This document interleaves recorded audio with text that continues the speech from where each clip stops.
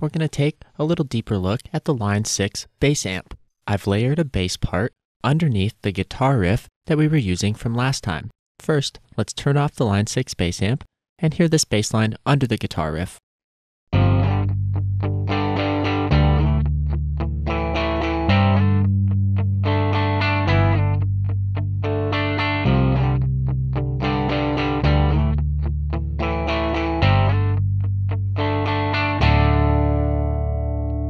Next, we'll turn on the Line 6 bass amp using the preset that I've dialed in here called Basic. It uses the 68 flip-top amp head and the 115 flip-top cab with no drive and relatively moderate settings on the EQ.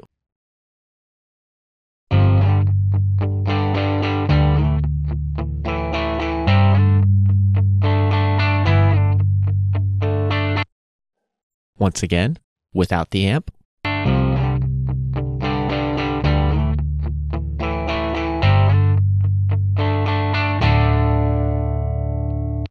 As we've discussed in previous videos, the setup of the Line 6 bass amp isn't too dissimilar from the guitar amp. We have our drive knob for input gain, bass, low mid, high mid, and treble knobs for shaping, and an output gain knob labeled volume.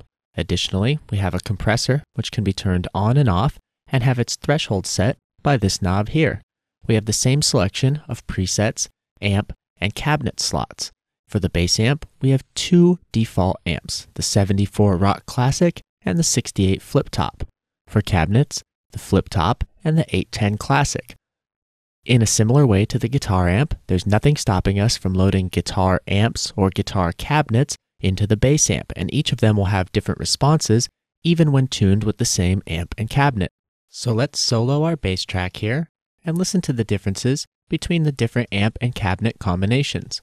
First, I'll turn the compressor off and make sure that the drive is all the way down, and let's keep about middle settings for all of the EQs so we don't hear too much coloration. Now let's hear the combination of the 68 flip top and the 115 flip top by themselves.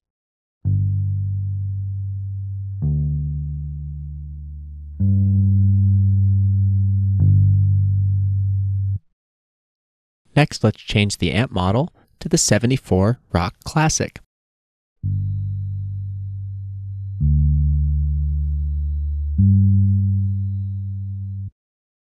As you can see, the Rock Classic is much quieter to begin with, but watch what happens when we turn up the drive.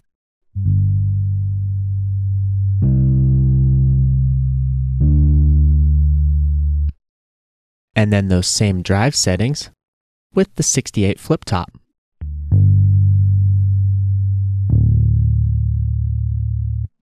Clearly, the 68 flip top gives us a slightly more round, vintage sound, whereas the Rock amp is a little more capable of responding to input gain settings.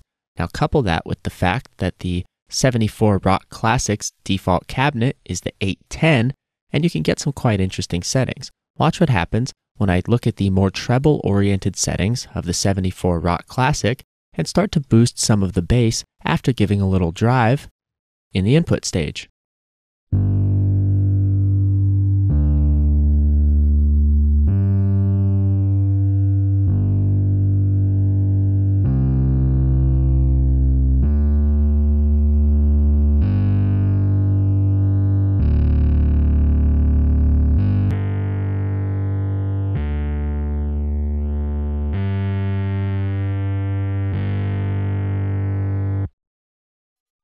As you can see, the 74 is more suited towards high-end oriented sounds. Switching back to the 68 flip top and giving it the 810 cabinet, let's see what we get there.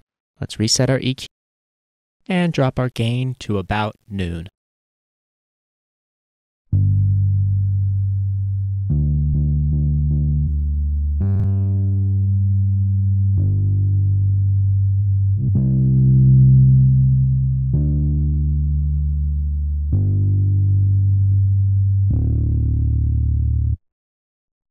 The combination of the 68 flip-top amp and the 810 Classic produces more like what we want here, a subtle treble end and a really thick, deep bass end. So now let's unsolo this track and play it behind the guitar riff that we had before. We'll adjust the volume as we go.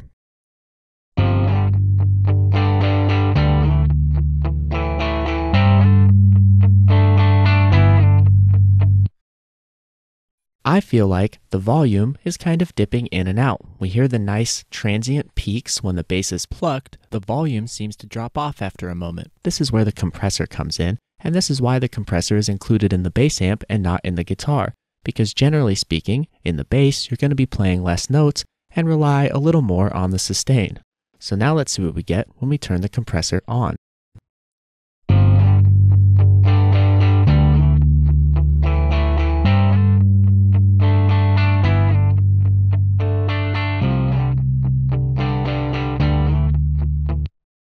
Off again. And on.